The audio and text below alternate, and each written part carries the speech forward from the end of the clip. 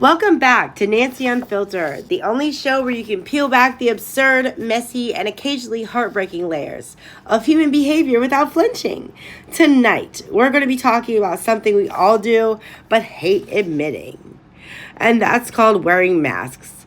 No, not the kind you put over your face, the emotional kind.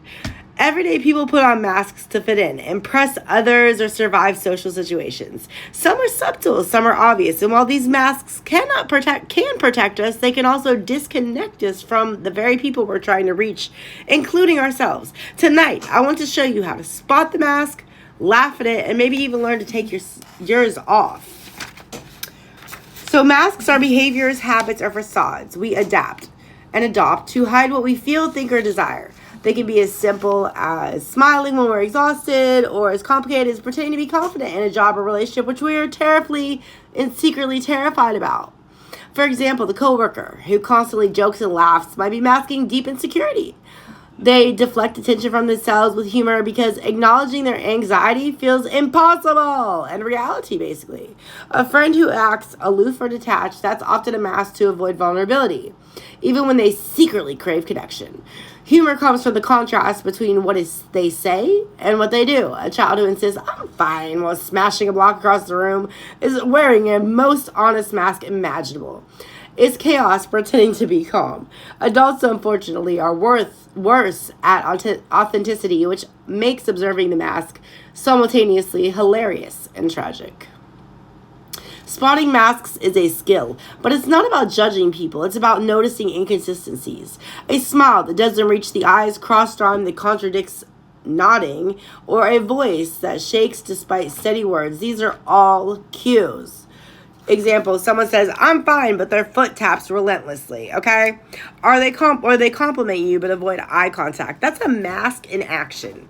Kids and pets demonstrate the absurdity of masks beautifully. A toddler pretending to apologize while plotting mischief is wearing a mask for a purpose, and a dog that cuddles after destroying your favorite shoe, that's emotional manipulation at its finest. Yes, even a dog. Totally innocent and totally hilarious. Observing these cues sharpens empathy. It teaches you that humans are messy, contradictory, and endlessly entertaining. Okay, come on now. Masks are not inherently bad. They protect us. But over time, they can create disconnection. A friend pretends to love their corporate job for years. On the outside, they are cheerful, ambitious, and professional. Inside, they were miserable, disconnected from themselves, and increased isolation. Someone consistently performing confidence on social media may be admired, but privately they feel lonely and inadequate. Masks can also protect us from judgment, but they can trap us in cycles of anxiety, stress, and even depression. Humor helps, though. Realizing how ridiculous some of our masks are, a grown adult wearing a brave face over spilled coffee is both cathartic and grounding. Masks often form in childhood. Society, parents, peers, and media teaches us when behaviors are acceptable and rewarded. Example, the golden child who's praised for perfection may wear a mask of competence which secretly terrified of failure. Example, the scapegoat in a family may mask a mask of rebellion to protect themselves from criticism while internally yearning for their approval of their parents. Humor is everywhere in these contradictions. Kids will call out absurdity naturally, a child lecturing their stuffed animals on fairness, and negotiating their bedtime like a tiny CEO shows us that masking is both serious and absurd. Observing these patterns helps us recognize our own masks. And how to peel back your mask, though. How do you do that? Step 1, notice it. Self-awareness. Catch yourself performing instead of being. Step 2, observe the behavior. Why are you doing it? Ask yourself. Protection, insecurity, habit. Step 3, experiment with authenticity. Small steps, baby steps. I'm tired instead of I'm fine. Express irritation politely. Laugh at yourself when it feels ridiculous. Humor always helps. And a humor example is imagine a toddler stubbornly wearing mismatched socks because the universe says so. A small act of authenticity that adults could learn from. Or the cat that refuses the fancy bed you bought it because it likes only the cardboard box. Perfect metaphor for doing what feels true, but not what is impressive. Peeling back your mask isn't easy. It's messy, sometimes awkward, and occasionally hilarious, but it's only the true way to connect with yourselves and others. Masks protect, masks deceive, masks amuse. But the real magic happens when you remove them.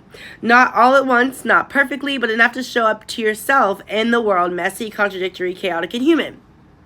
So, if any of that resonates with you, please send some comments in the comments below and write some and let me know what you think about this, because it's really true, and anything you struggle with too. And I can give some advice. I'm good in psychology, so. Next episode we'll tie everyone together and putting it all together. Confidence and connection, where we use what we've learned about reading people, identity, and authenticity to navigate relationships, work, and life without losing ourselves along the way. This is Nancy with the Nightly News on just a little short podcast broadcast. And I hope to see you guys next time. Stay cool, stay weird, and stay classy, and keep that comedy in your life. Nancy out. Rewrite your story, claim your power, claim your glory. You're not who you used to be. You're finally breaking free. Rewrite your story, turn the hurt into your victory. Every step, every breath you take is proof that you can recreate. Rewrite your story. You're learning how to trust your voice, to walk away, to make new choices. You're not defined by your mistakes. Your future's yours for you to make.